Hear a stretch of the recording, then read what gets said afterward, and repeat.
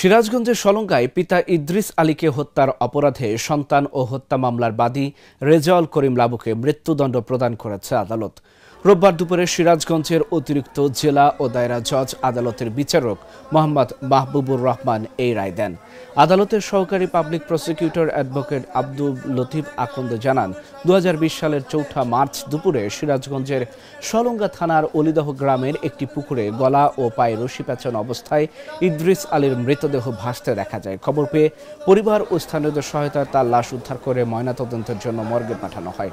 ওই দিনই নিহতের ছেলে রেজাউল করিম লাবু বাদী হয়ে অজ্ঞাতদের আসামি করে থানায় একটি হত্যা মামলা দায়ের করে।